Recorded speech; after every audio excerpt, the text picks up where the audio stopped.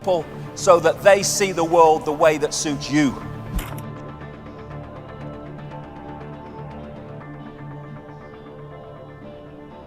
They don't call it television programming for nothing. Television programming. Fear everything and then give us your power so we can save you from what we've manipulated you to fear. It's going on day after day after day across the great spectrum of society.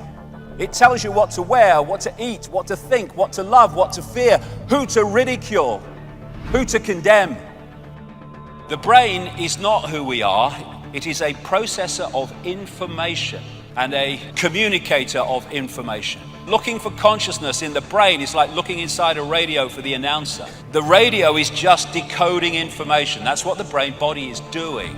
We are conscious in a very narrow band we call conscious. That's what we perceive and think we're awake. But beyond that is the unconscious, the subconscious, which goes on and on into infinity.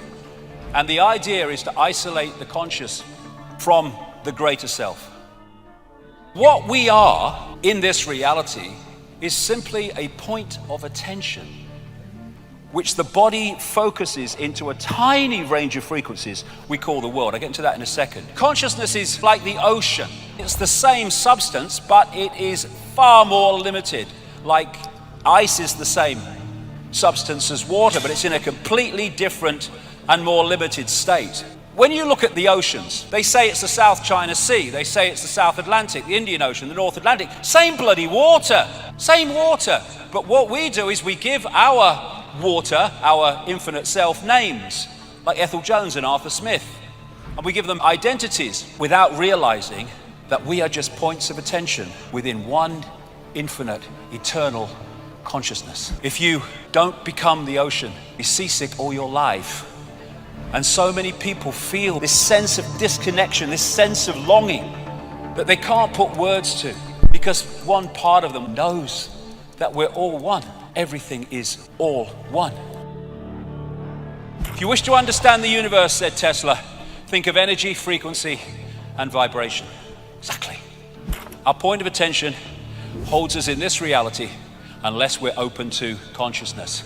Because what happens is if you come into this reality, this visible light reality, and you hold that connection to consciousness beyond this reality, you have everything you need. You have the information coming through the senses to give you a fix on what's happening around you, but you have the big picture that's outside of this reality, that's not programmed by its perceptions and its sense of limitation, which can then feed you insight, inspiration, intuition, to give you insight beyond that which you are directly experiencing. But most people are caught in the program which they think is real and they think is all there is to see. When you put a disk in a computer, it's information. The computer is information. It decodes the information. One part of information is encoded to be decoded. One information source is encoded to decode. And that's exactly how our reality works, except the body is decoding and also encoding. We have a biological computer. Biological in the sense that instead of like a desktop computer, you put information in it, you press enter, and as programmed, it responds.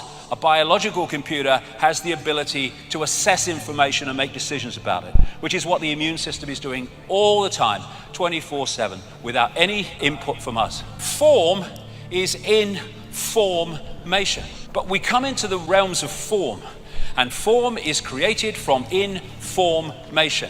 If you look at the body, it's just like a computer in basic sense. When a computer don't work anymore, won't switch on, what do you say? My computer's dead. It goes into sleep mode to save energy. It has an antivirus system. That's our immune system. Best antivirus system ever. The brain is the central processing unit.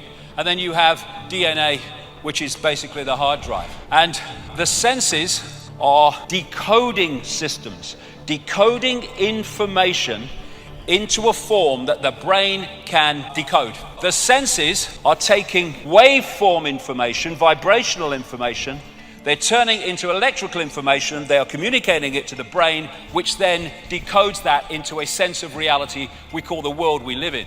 The world that we think we're living in exists there. And worth thinking on this. If you can manipulate the sense of reality of that and the way that decodes that information, you are dictating the experienced reality of the target population. And that's what's happening all the time. What the media's doing, and most of them don't even realize it, they're telling you what you're looking at. Keep people in ignorance. Create preoccupations and you lower defenses. Give out less cash and more credit and you trigger more self-indulgence and social engineering data. It's all a bloody mind game, and there are various techniques that are used all the time to push this agenda on by manipulating our perceptions. If you take the human organism into a technological level of control, the ability of that to access that becomes almost unimaginable. That's the idea. But the bottom line is, the difference between the world we live in and the world that we can live in is whether our society is conscious or unconscious, because unconsciousness is going to get us here, so consciousness must take us somewhere else. It's about becoming conscious. The question is, how do you become conscious? Well, you disconnect from the program and then you automatically are conscious. We need to take our perception back. People say, what are the solutions? Joy, love, peace, hope, serenity, humility, kindness, benevolence, empathy, generosity, truth, compassion. That's the solution, because everything comes from that. All these things will transform the world, and there's so many people in this world who are already there. What we need to do in a holographic out expression of this changing consciousness will naturally come from the changing consciousness. Changing consciousness is what we need. It is just a choice. But people often don't make the choice. We accept the imposition of belief from other people, whether it's parents or academics. No. Blank sheet of paper. I decide, the I decides what goes on that paper. In other words, what I accept as my reality. I don't care how many letters you've got after your name. I don't care if you're freaking famous. I don't know who you are. I don't care if you're my mother and father who are trying to impose their belief system upon me. I am infinite awareness. I will decide what my belief is and how I perceive reality. And that breaks out of this program of responding to how others tell us we should be.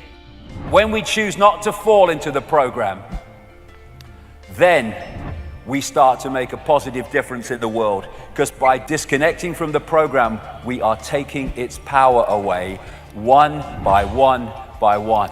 Can you remember who you were before the world told you what you should be? That's a starting point. Let's now, from this point, start to be who we are and not what the world is telling us we should be.